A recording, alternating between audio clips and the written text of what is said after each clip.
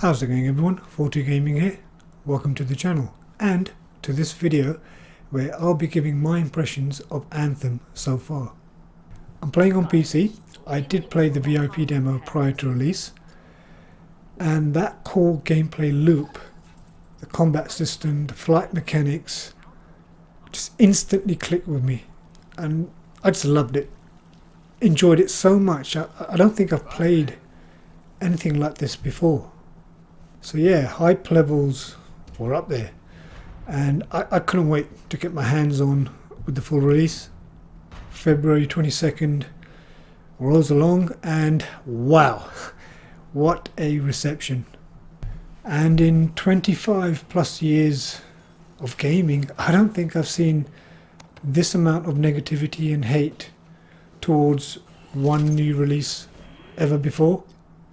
So initially, of course, I was disappointed to read about these things and see some of these things on pre-release versions, but I knew, look, the only way I could know for sure if this is going to be a game for me was to play it, right? Get my own experience of it. So that's exactly what I've done. I've put in just over 70 hours so far. So I've done the main story, done all of the agent quest lines, all the associated contracts, and I've just reached the end game at level 30. Up until this point I have been playing predominantly solo, unless I'm doing a stronghold or going into free play. So far my experience, I have to admit, has been largely positive. And also, I haven't actually run into barely any of the issues I've been hearing about in my experience at all. So no crashes, no disconnects, no login issues.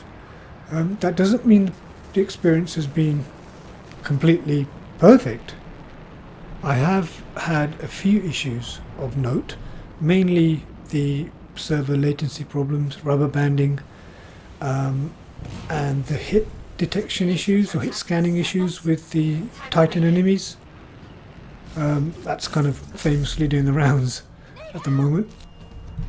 There was one instance where all of the inscriptions on my gear just magically disappeared, but as soon as I restarted the game they were back. And I believe it may be a bit early to tell, and I haven't done any kind of thorough testing on this, but I think some of the inscription values have been coded incorrectly, or it's something up with how they're presented, because some of the minus value inscriptions don't work as intended. For example, thruster delay, I believe it's called, that has a minus percentage to it, but it does the opposite. I know what they're trying to do, but it actually adds on to the cooldown. So you'll find yourself, however many seconds it is, it works out to be before you're out of the thruster cooldown. So things like that, I think BioWare do need to work on, but I understand at the moment it's not priority in the grand scheme of things, and it hasn't actually broken my experience. It's not ruining the enjoyment of the game for me. That core gameplay loop is still just as satisfying as it was when I played it a few weeks back, and some of the most thrilling gameplay I think I've ever had, most certainly in recent times. In terms of the visual and audio presentation, I don't think there's too many arguments in how breathtakingly gorgeous this game can both look and sound at times. Truly amazing. And this all comes together really well in that moment-to-moment gameplay, which has got me hooked. Now the story. So I've heard a lot of people say, yes, this is not a BioWare game, this is not that, the other, the story is meh, and so on and so forth. But I actually quite like the story. Yes, it's not on the same scope in scale as Mass Effect or Dragon Age stories, but it's got huge potential to grow. So I look at this game as setting up the foundation story. So what BioWare have given us is they've given us the overarching mythology, so the Shapers, the Shaper relics, the Anthem of Creation itself. They've given us world history, so the history of humanity and the other factions, General Tarsis, the Legion of Dawn, and so on. Then they've given us the kind of current state of the world. And that's your story, right? That's the Freelancer's story, the Sentinels, the Arcanists, the Heart of Rage, the Monitor, the Dominion, and so on. So they've set up the foundation of even more stories to come. And some of the other details of the story, you've kind of got to be a bit more proactive. So reading up on the Cortex entries, going out there, checking out the world building by BioWare, having a look at all the landmarks and reading up all the Cortex entries of those. That's going to kind of build more of the world for you, right? And when you speak to these characters, the NPC conversations you have, the choices you make does advance or does impact their story. Yes, it doesn't make thousands of variables appear and change the story based on those variables like they did in Mass Effect or Dragon Age, but it does change their personal story, and for some of the characters you do see visual changes to Fort Tarsis itself. And look, ultimately, whether you like a game's story or not, it's going to be highly subjective, right? We're all individuals, all like different things. And I am very much interested to see where BioWare take this story, how much of it they expand, what they give us through content in the future. One of the most important aspects of a looter shooter is, well, the loot, of course.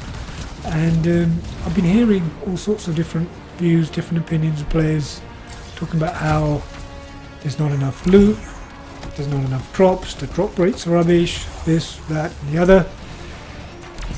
So far, I haven't found anything that's put me off loot drops. They've been fairly consistent for me, but then again I have just started the end game, so that could change. But there is an important point that I want to emphasize now. If you put in upwards of 16 hours playtime per day in a game like Anthem, it could be Destiny, it could be The Division, you're bound to burn out in the end. You're bound to just race through all the content and then be bored of it at the end and then complain that there's not enough content. And this doesn't matter whether content has randomization to it or not. You're putting in so many hours. Of course you're going to burn out. Of course you're going to get bored. You'll be finishing off content faster than the developers can create it. So that's just the point to bear in mind. At the same time, I do understand the point of those players that put in so many hours per day. And usually it's down to, in games like these, you initially aim to get the highest rarity items for your build, try out different builds and so forth. But once you have a set of items, you're then kind of chasing the stats, right? You're chasing exactly the same items, but better rolls, god rolls. That enables you to maybe tackle something that's even tougher in difficulty, right? So I can understand their point of view that if the game doesn't drop enough, let's say Masterworks, how can you get to that min-max state? I get it, I really do. Let's give BioWare a chance. They seem to be listening, they are acting quickly, and I'm sure they'll address all these concerns and improve the situation for everybody. Just need a bit of faith, I guess. BioWare is not the problem. It's EA I worry about, but that's another subject.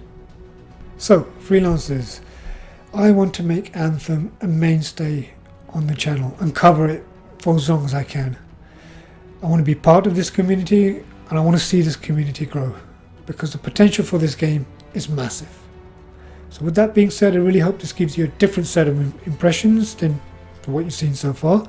Anyway, I'll be back with some more Anthem content very soon. Thanks for watching. Bye now.